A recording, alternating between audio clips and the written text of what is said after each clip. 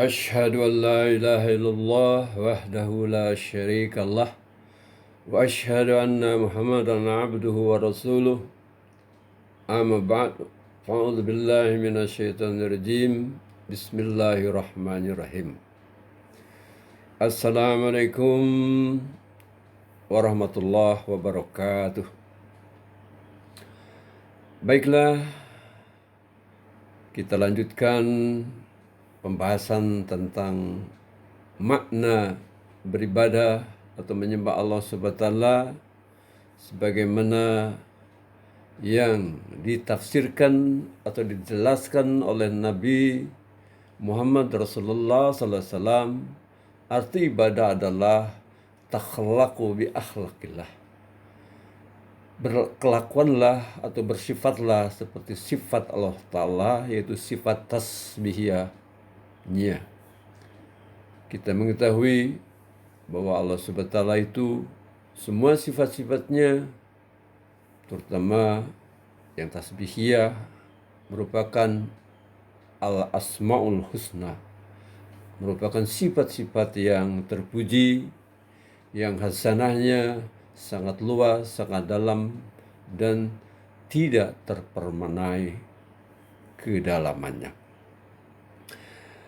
Sudah merupakan hukum alam atau diketahui oleh manusia bahwa sampainya seseorang ke suatu tempat tujuan perjalanan yang dilakukannya adalah syaratnya ada dua macam. Pertama, dia mengetahui letak tempat atau kota tujuan yang dia melakukan perjalanan untuk menuju tempat itu. Jadi pertama, mengetahui letaknya dari tempat kita berada atau orang itu berada di awal perjalanan. Apakah letaknya sebelah barat, sebelah timur, sebelah utara, atau sebelah selatan. Itu yang pertama, mengetahui arah yang benar. Selain mengetahui tadi titik kota yang dituju tadi.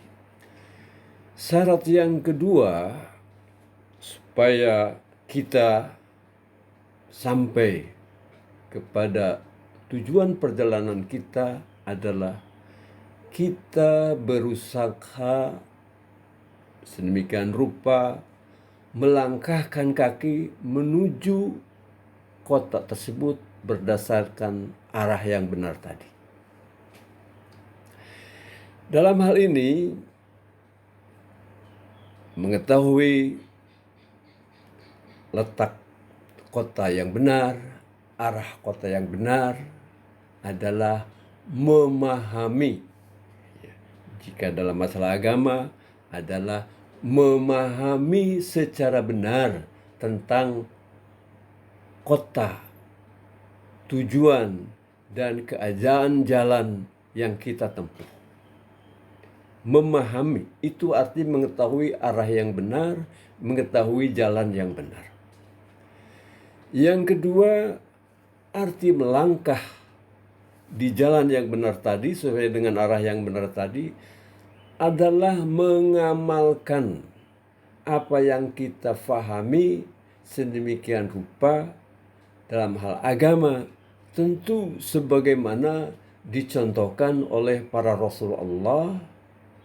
Dalam hal ini, di lingkungan agama Islam, umat Islam tentu sebagaimana dicontohkan oleh Nabi besar Muhammad Rasulullah sallallahu alaihi wasallam. Allah Subhanahu wa taala berfirman tentang pentingnya mengikuti patuh taat kepada suri teladan sempurna terbaik Nabi besar Muhammad Rasulullah sallallahu alaihi wasallam. A'udzu billahi minasyaitonir rajim. Qul in kuntum tuhibbunallaha fattabi'uni yuhibbukumullah wa yaghfir lakum dzunubakum wallahu ghafurur rahim.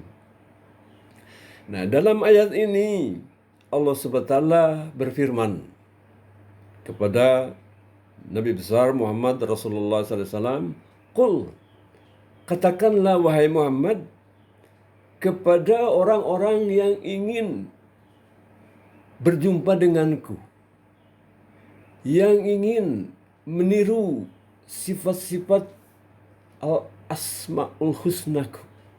Katakanlah kepada mereka, jika kalian benar-benar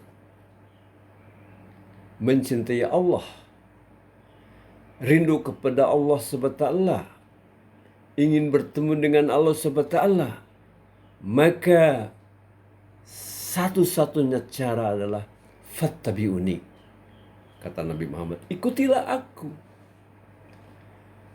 Arti ikutilah aku di sini adalah mengikuti suri teladan terbaik beliau sallallahu alaihi wasallam.